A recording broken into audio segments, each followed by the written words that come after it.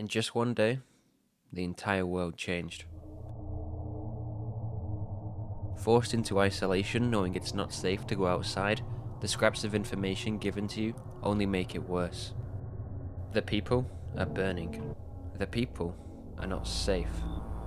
You hide in fear, alone in your home, worried if this day will be your last. But then you hear it. A knock. There's something at your door.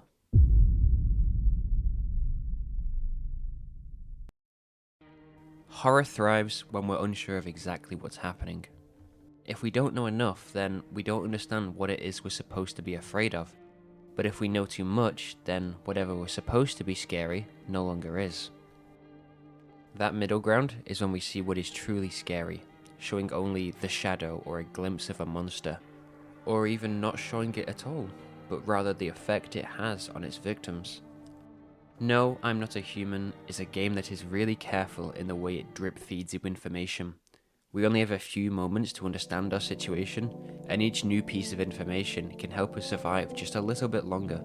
But what makes this game even scarier is how it manipulates trust. Conflicting information, secrecy, and manipulation, all whilst you're isolated in your own home, never sure if you'll make it to see the sunrise. This is No, I Am Not a Human.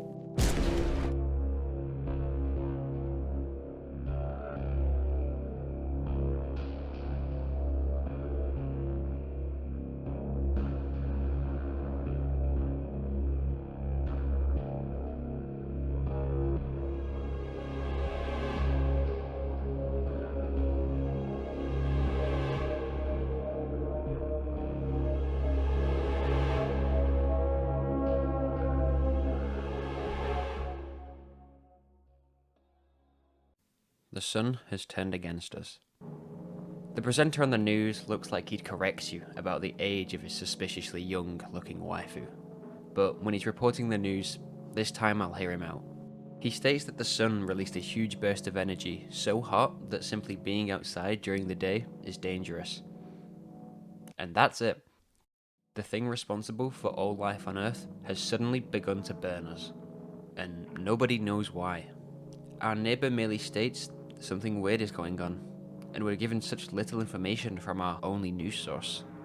For something like this to happen so sudden is very daunting, especially when at the start of the game we're shown such a normal world. Well, almost normal. Any amount of change can be unsettling to people, but something so drastic that changes everything about the way we live, it never seemed possible. Still, we can't lounge around in our bed the whole day, so we leave our bedroom into the hallway.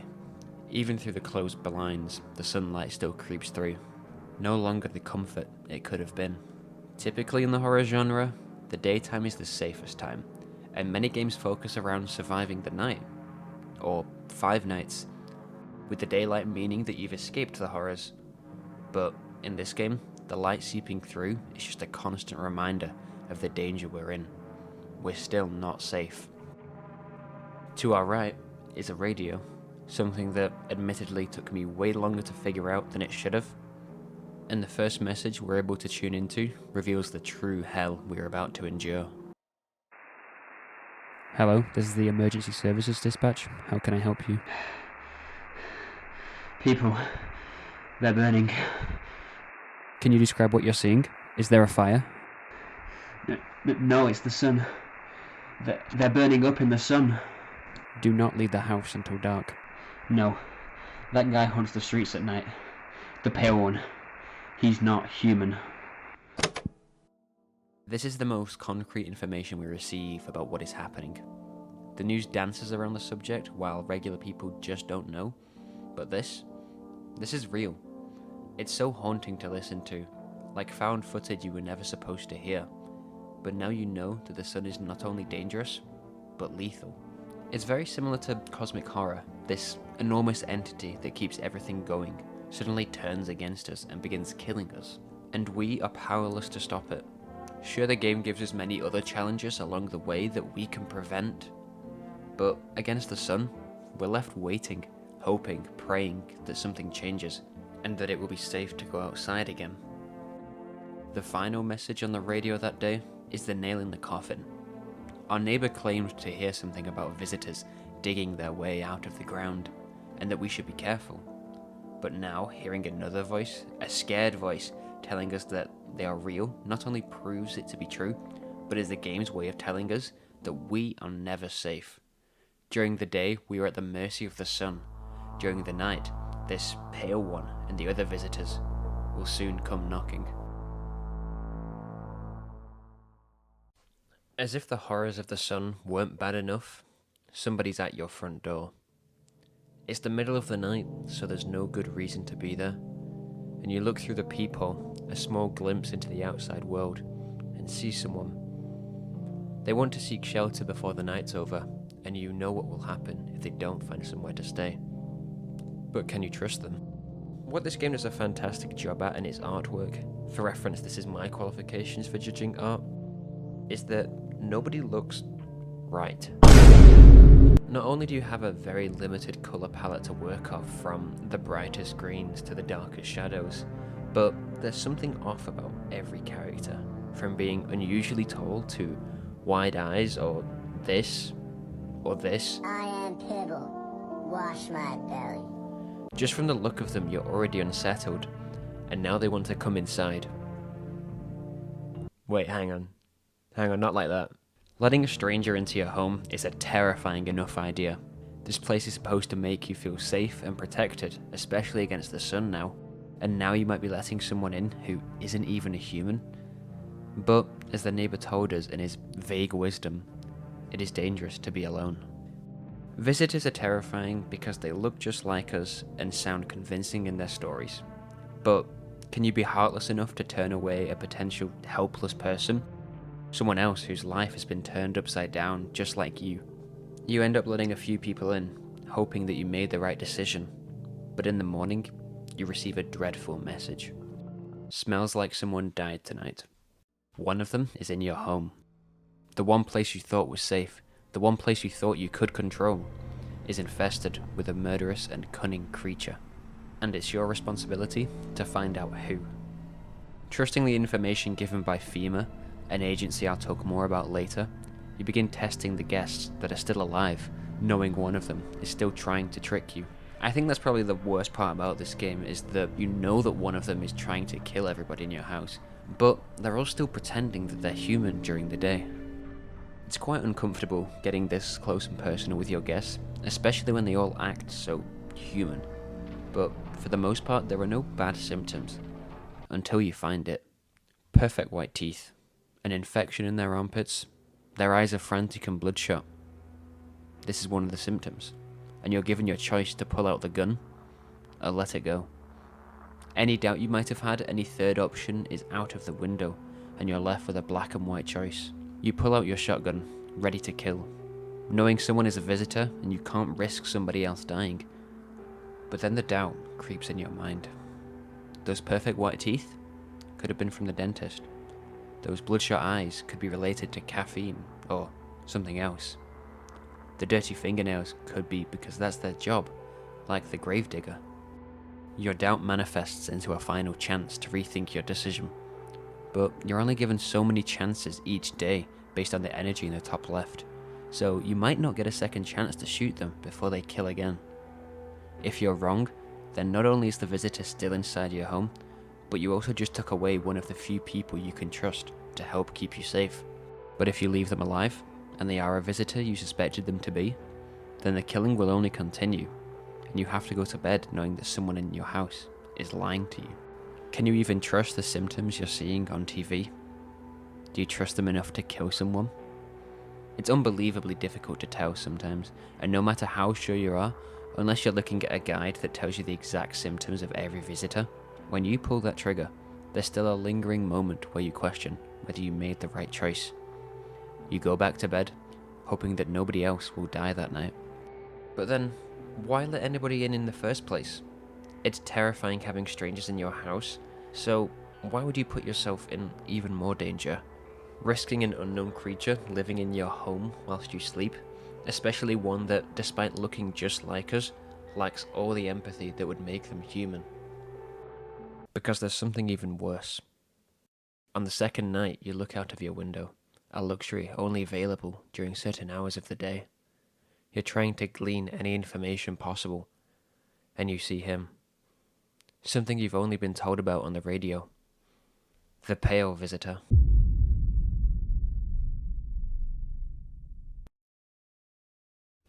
A man as pale as death is standing on the footpath.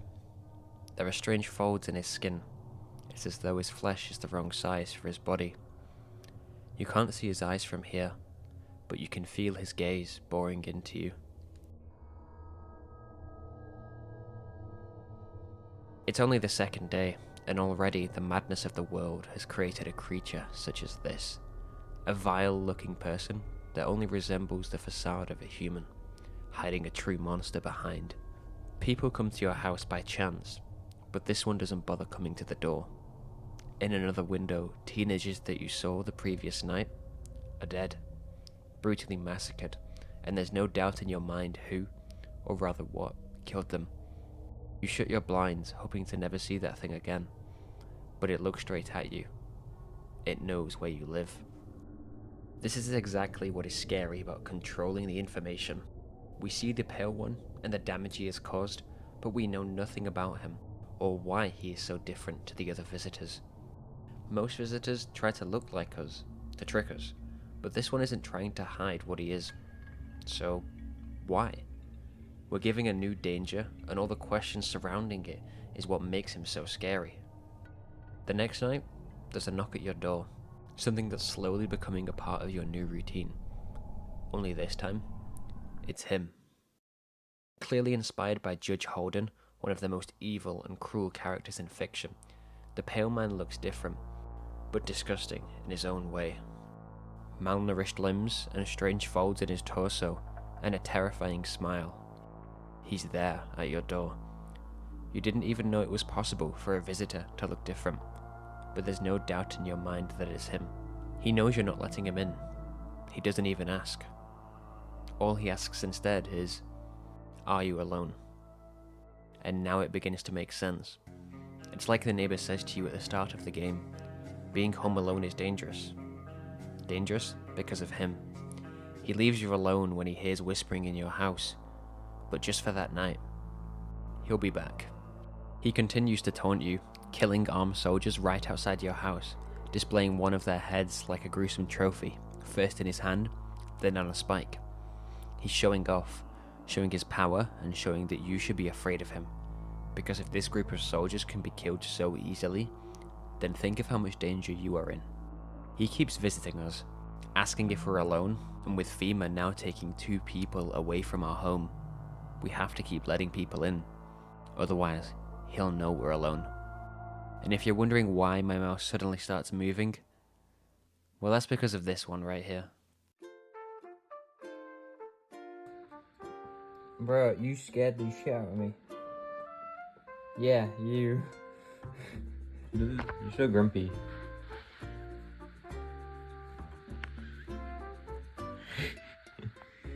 Oh, grumpy cat. The Pale Man is a great and terrifying driving force for this game. With FEMA taking people and not knowing when the Pale Man will visit again, the stakes slowly build higher and higher. In a game that could seem so repetitive, the protagonist wants to be alone, but that's not an option. Interestingly enough, the one thing we can trust in this game to tell us the truth is our greatest enemy. He has never lied that he is a human. He's very upfront about what he is. It's just so unnerving that the only information we can rely on the most is given to us by the one who wants to kill us.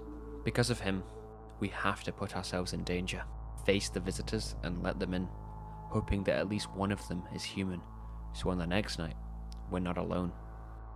But even then, we still have one more thing in our way, subtly influencing parts of the game, taking people from us, invading our neighborhood, and giving us little information in response. And that is FEMA. FEMA stands for Federal Emergency Management Agency, a very vague title for a very vague company. They are the government agency in charge of emergencies such as this. They wear yellow hazmat suits, something that we are told we don't need to be wearing, and somehow find so many new ways to identify a visitor. The main issue is that these symptoms aren't just isolated to visitors. Similar to what I said before, red eyes could be from an overuse of caffeine.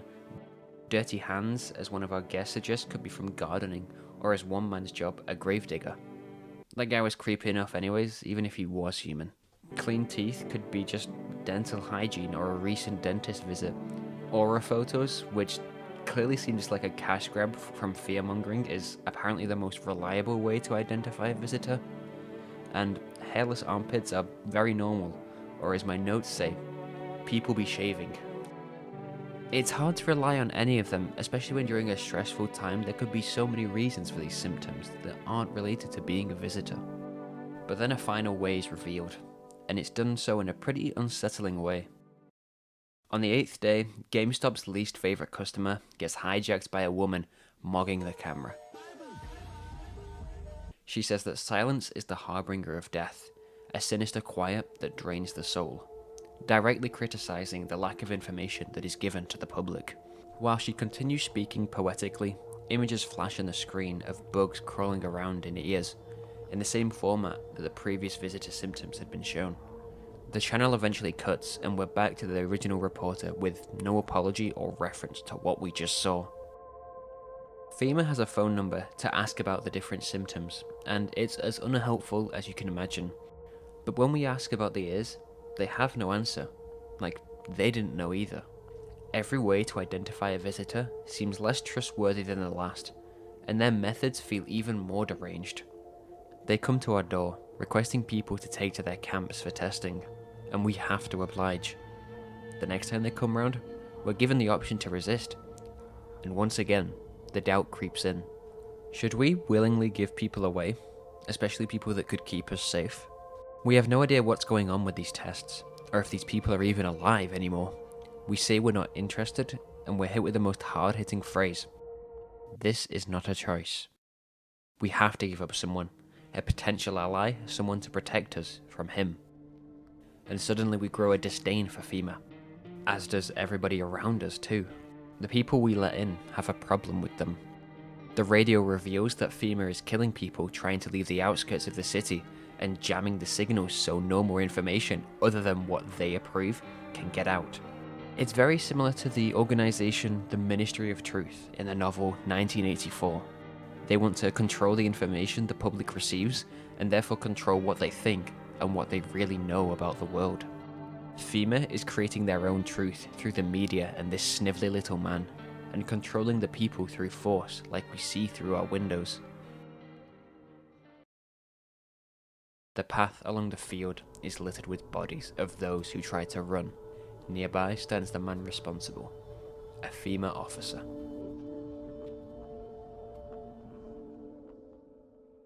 FEMA is such an important tool for the information we receive in this game.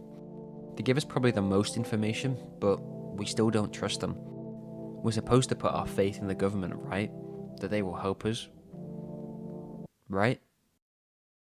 FEMA gradually becomes more authoritarian, and by the end of the game controls the government. Their actions end up raising the stakes for us, and in an apocalyptic world, they are the only ones trying to control the chaos through brutal methods. And despite being human, their hazmat suits separate them from the regular people. We can't see their face. We can't see their humanity. Of course we want to resist, but they don't let us, taking people by force, shouting that people like us are the reason why the city is falling apart, as if we didn't have enough stress in our life. Every day we face the people in our home, hoping that they aren't visitors and that we don't have to shoot another person. At night, these visitors, the Pale Man, FEMA, they all come to our door and we are burdened with having to make the right decision over and over again. The weight of everything around you begins crashing down, and your only hope is to stay sane and alive long enough for this all to be over. But over time, the uncertainty and the paranoia creep in. There isn't one moment of relief in this game. The day and night are dangerous in their own ways, and the government and the people both can't be trusted. You have to decide what you believe, and the tension around putting your own survival in something you don't trust 100% all of the time is so draining. During the COVID-19 pandemic, something I'm sure we'd all like to forget, the term pandemic paranoia was coined. It referred to the heightened levels of mistrust towards other people. An article published in 2021 states that the initial phase of the pandemic in 2020 increased individuals' paranoia and made their belief updating more erratic. The introduced isolation and the waiting for new information left people frequently changing their mind on what they believed, and we saw this paranoia increase the further into the pandemic we went. And actually, the most common reason for pandemic paranoia was actually interpersonal mistrust, meaning that people were paranoid the most because they couldn't trust other people. This is just like the game. As it continues, we grow more paranoid of everything we encounter. The game slowly introduces more and more, such as a cult, a hunter, and we don't know when it's going to end or when things will get better. The days become a blur of each other, and the changes to your life become routine. You're trapped within only a few rooms of your house, reminded of family and the way things used to be. And while you can let so many people inside your house until your rooms are full, you're still so isolated. You're the only one marching down the halls, shotgun in hand, looking at everybody else, hearing their stories. But there's nobody there for you. The small parts of the house remind you of your past, your presumably ex-wife, your father, and how alone you are now. And worst of all, when there's nothing else to rely on, when the sun, the government, the people all seem against you. In this game, you're not sure if you can trust yourself. I didn't even know it was an option to check myself. You get so caught up in checking everybody else, making sure you're safe from them. But exploring the house, you find the bathroom and are given the option to test yourself. But why would you do that? You've been in the house the whole time. You're not a visitor, right? Just being given the option to test yourself is such a small detail, but brings in a whole new mountain of worry to your situation. One day, you're suspicious enough to check your teeth, and they're very clean. But that can be explained, right? And nobody's checking your symptoms other than you, so there's nothing to worry about. I mean, by now you know that's not true. It's always something to worry about. On the 10th day, Professor Snape arrives. The vigilante. A deranged man you've spoke to before now turns the table on you and asks you to prove you're not a visitor. Through the window or on the TV, you've seen how dangerous this man can be, and that small piece of doubt from the first time you realized you could check yourself begins to grow. You remember checking your teeth. They were so clean that a man as insane as this wouldn't think twice about shooting you. You pick hands. Surely they're not dirty. And you're right. And he lets you live this time. This completely shifts the story on its head, and rather than keeping yourself safe from the visitors, you begin to think like a visitor, and how you can make sure that the hunter believes you're a human the next time he comes. You check yourself again, and shit, your eyes are red. That damn energy drink. And your armpits are infected. Wait, could you be a visitor? One lady said she didn't even know she was one, so you might not know either. According to the bearded man, you can change into a visitor later on, as he describes the pale man as initially a human, begging to be let in, but was turned away. And then the next day, the pale man returned, snapping the man's rifle in half and staring at him until the night was over. If people can become visitors as bad as him, it's not impossible that it could have happened to you. The hunter will be back soon. You need to make sure he doesn't find out. You try to clean yourself and stop drinking the energy drinks and hope that the next time the hunter comes, your symptoms won't show. You try to take an ounce of control back into your life and fight against the visitors, but then one night, you have a dream. The house is boarded up at the windows and door, and you begin exploring the house. Each door you check opens slightly, but you can't go in. This happens in every room, and all while this happens, you hear a strange gurgling or rumbling coming from inside of you. And it doesn't sound good. It doesn't sound human. In the dream, you reach your bedroom and wake up as normal as you would any night. It must have been a dream. But then you leave the room, following the same routine you have for nearly 2 weeks, and are met with a horrifying sight. It's as if every door was ripped from its hinges, lying down on the floor. While a very poor defense, the doors were a small protection between you and a potential visitor. All your guests are gone, and you're worried that one of them could have been a visitor and has got out. Or the even worse possibility, you could have got in. You're thinking like a visitor, how to fool the hunter one last time. But are you fooling him? Or are you just telling the truth? You don't even know yourself. The very creatures you're trying to protect yourself from, you are becoming. And that is what's most terrifying. The dream is never explained, and I don't think it ever should be. The developers never state outright in any of the 8 possible endings if we are a visitor, and I don't think we should know. I don't think anything really needs further explanation. The game doesn't want to end with a twist or a "ha, I knew it," or a reason for the end of the world.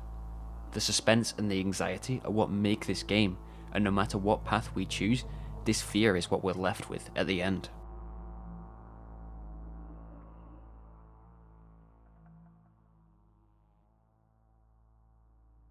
As I mentioned before, this game has multiple endings, some crazier than others.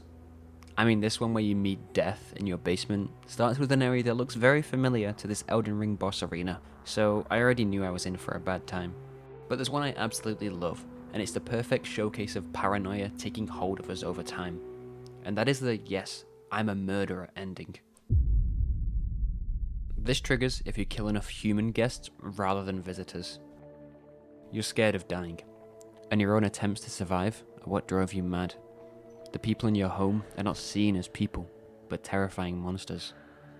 You try to end it all, holding your shotgun to your head, believing that everyone around you is trying to kill you. But you are stopped. The guests throw you out of your own home, scared of the danger you put them in with your current mental state, and beat you to make sure you don't try to come back. You're in too much pain to move, and as the night ends and the sun rises, you die alone, burned by the sun.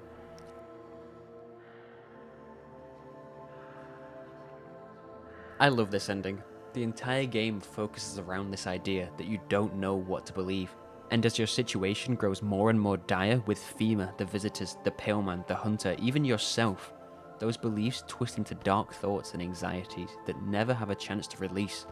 You are alone with your own thoughts for so long that they become too much and lead to your own demise in the blazing sun. And you'll never even know if the world is ever going to get better, or if this fight to survive was just delaying the inevitable. Could these delusions have been avoided?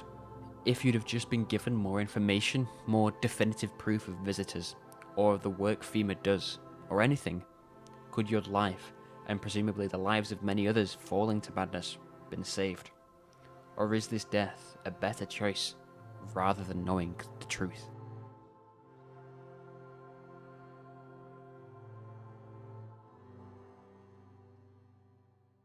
Thank you for watching this video. I gotta say, I love this game. It's short and sweet, only taking a couple of hours for my first playthrough, and still made a really captivating story. I went in blind to this playthrough, so I really felt in the dark about so much, and it was so worth it. I'm really bad for just looking stuff up in games, but I'm glad I didn't, and could really experience it like the protagonist and just feel so lost about everything. Thank you for the support on my last video too. It really means a lot seeing you guys comment and discuss things about the games I talk about, so thank you. And let me know if there's any other games you'd like me to make a video on in the future. Thanks again. Bye.